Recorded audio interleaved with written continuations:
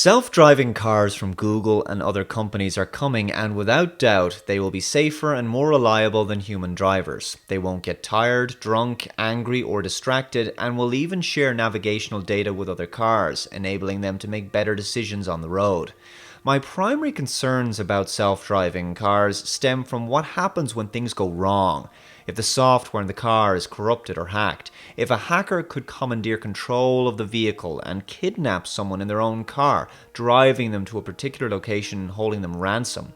Hackers will no doubt cause traffic jams by wirelessly hacking several cars at once, creating chaos on the roads. Finally, by placing driving into the hands of artificial intelligence systems, we are taking something away from human beings, the skill of driving. If something does go wrong, future drivers won't even know how to drive the car if they need to. Are you even going to need a license to own a car? When you purchase a self-driving car, will there be a requirement for you to sit a driving test of some kind? Will Google allow these cars to hand over control easily to a human passenger in the cabin? When that happens, the driving skills, reactions and reflexes of experienced drivers may be too rusty. The young generation of the future may have basically zero practical driving experience on the roads and will be totally helpless when suddenly thrust behind the wheel. They will be unable to suddenly grasp the fundamentals of driving a car in real-world conditions. Furthermore, what about blame?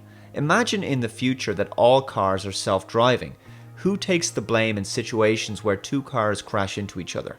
Car crashes will still happen, albeit to a much lesser extent. How will insurance work? Will Google and the car manufacturer be responsible for every accident?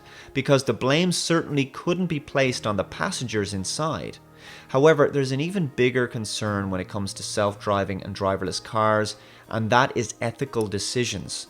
Are these cars capable of making moral choices on the fly? For example, in a kind of modern take on the trolley problem, imagine that a self-driving car faces the unfortunate dilemma of an inevitable unforeseen accident. 5 people stand directly ahead on the road and the car cannot slow down in time. The AI of the car has 2 choices: collide with these 5 people and likely kill them, and then probably the passenger on board as well, or swerve to avoid them and in doing so kill a pedestrian on the sidewalk. That would save 5 out of the 7 lives involved in the accident, and if the driver is lucky enough to survive, that would save 6 people. Can the driverless vehicle understand the nature of this situation?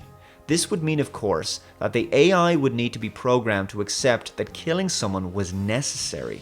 The very idea that a car could be programmed in such a way is less than pleasant, to say the least.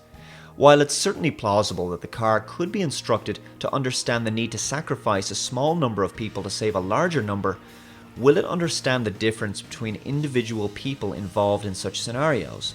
Will the car be able to tell the difference between a child and an elderly person? For example, if we repeat the same dilemma again, and this time the car is faced with hitting an elderly couple or swerving to hit a child instead, which decision will it make? While a human person might make a rational judgment, could the car? If the car is programmed to base such decisions purely on numbers, then it would choose to collide with the child. But in our society, we logically consider it more sensible to protect our young. After all, this child has an entire life ahead of it, while the elderly couple have lived the majority of theirs already. Will the car even be able to detect the difference between a child and an adult? Will it possess the vision of a human being? Can it detect the difference between a child in a Halloween costume and an elderly person? Who programs these self-driving AIs and the moral codes they instill within them is very important, and yet this conversation is not even open to public debate. Google is simply handling all of this behind closed doors. Will the cars prioritize female pedestrians over male pedestrians? Presumably, the car will know your age and gender also, so it's entirely conceivable that the AI will determine that you may be less important than the pedestrian directly ahead. Remember, it must make a cold and clinical mathematical value judgment based on specific variables. If it decides that killing you to save someone younger than you is the best option, then it will in essence be taking your life out of your own hands entirely. This bypasses our natural innate desire for self-preservation. However, it actually gets even more complicated and disturbing because in the future, Our world will have gone crazy with smart devices and the Internet of Everything. All of our wearables, smartphones, cars, and other internet-connected products will possess significant amounts of information on us.